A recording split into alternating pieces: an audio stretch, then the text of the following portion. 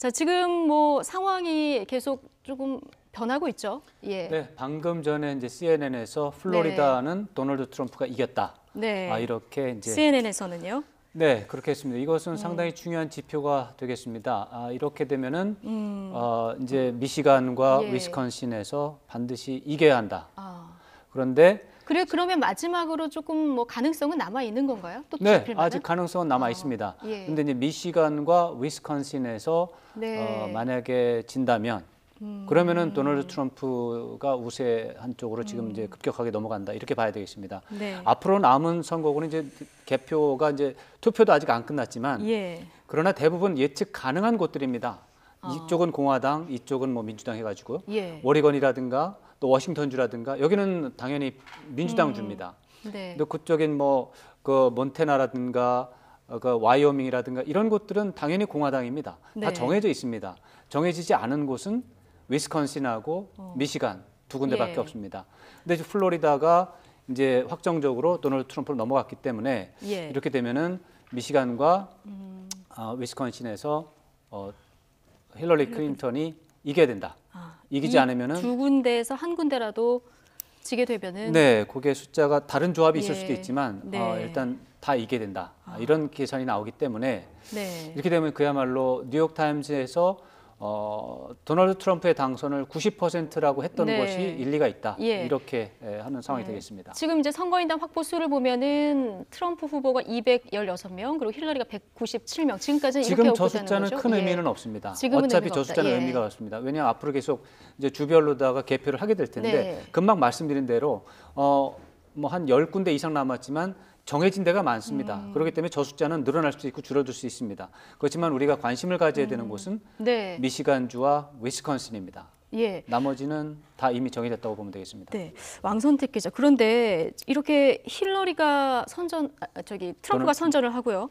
힐러리가 이렇게 좀 힘을 못 받는 이거는 어떻게 해석을 할 수 있을까요?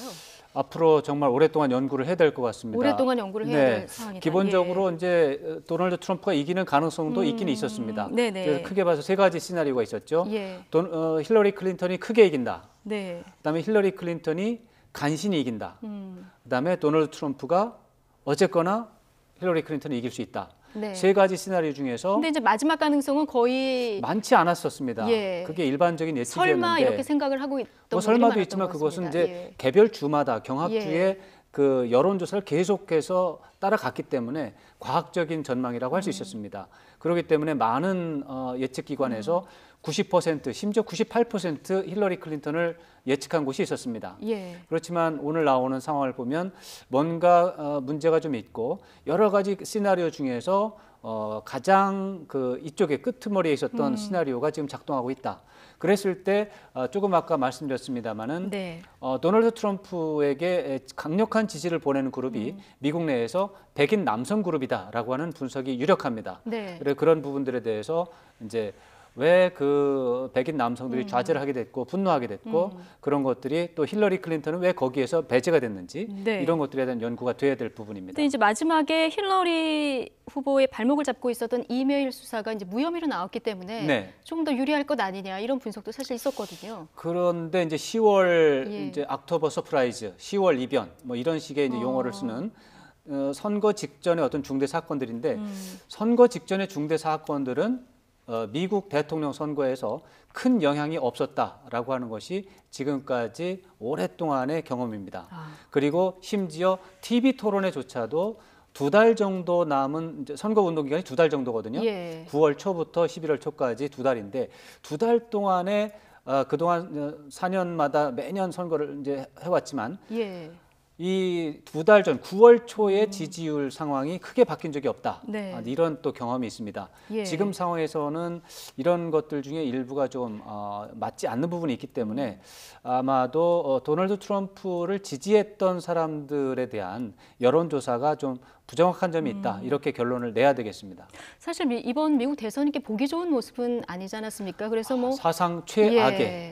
최악의 추잡한 선거였다라고 하는 네. 오명을 지금 받고 있습니다. 그러니까 그래서 차악을 선택하는 선거다 이런 얘기까지 사실 그렇죠. 나왔었거든요. 그 비호감의 대결이라고 하는 것이 이번 미국 대통령 선거의 가장 큰 특징이었습니다. 예. 그래서 내가 지지하는 후보를 찍는 게 아니라 예. 자기가 싫어하는 후보를 떨어뜨리기 위해서 반대편에 있는 사람을 찍는다라는 그런 개념이었거든요. 네. 그런 식으로 접근을 했는데 어쨌거나 지금 결과를 보면은 도널드 트럼프를 지지하는 그룹이라고 예. 상정했던 러스트 벨트, 네. 그러니까 쇠락한 경제공업지구, 네.